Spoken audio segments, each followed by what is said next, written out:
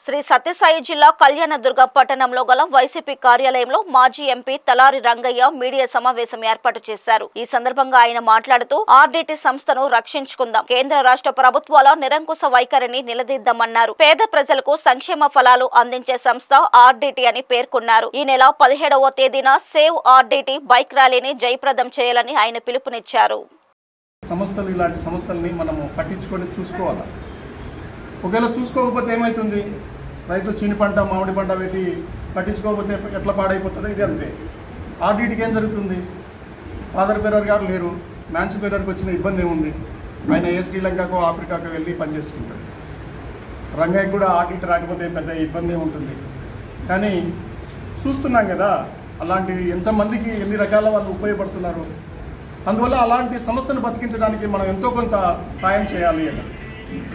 ఆ సహాయం మనం టైం ఇచ్చి ఇవ్వడంలో ఉండొచ్చు, బైకులు నడపడంలో ఉండొచ్చు, రోడ్లు ఎక్కడంలో ఉండొచ్చు.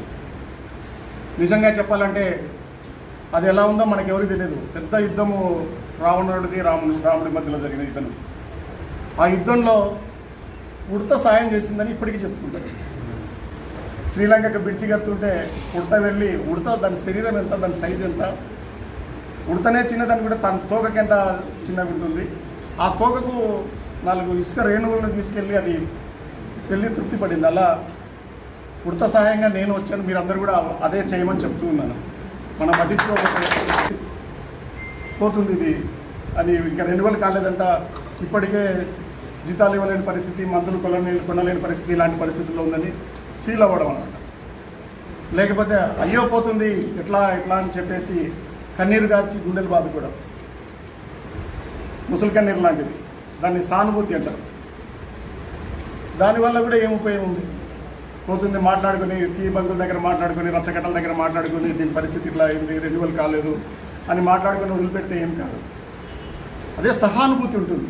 దాంతోపాటు ఏం జరుగుతుంది, ఇలా జరుగుతుందని మనం కూడా దాంతోపాటు సహానుభూతి, ఎంపతి అంటారు ఇంగ్లీష్లో. అది చాలా ముఖ్యమైనది, ఇది అవసరమైంది. 17వ తారీఖున లబ్ధిదారులందరూ కూడా రోడ్లెక్కి మన నిరసన తెలియజేయాలి. అప్పుడే ప్రభుత్వాలు చెవినేసుకుంటాయి. నేను చెప్పినందుకే జరిగిందని నేను చెప్పను, కానీ ప్రెస్ మీట్లో అయితే నేను చెప్పాను. ఆరోగ్య శాఖ మంత్రి ఇక్కడ నుంచే ఉన్నారు, బీజేపీ నుంచి ఉన్నారు, తెలుగుదేశం పార్టీ నుంచి ఆర్థిక శాఖ మంత్రి ఉన్నారు. ఇది చాలా ముఖ్యమైనది, ఇంతకంటే పెద్ద పనులు ఏముంటాయని. వాళ్ళిద్దరూ మ్యాన్సి ఫెర్రర్ గారిని కలిసి వచ్చారు. నేను గెలవలే, ఫోటోలు కూడా వచ్చేసినాయి.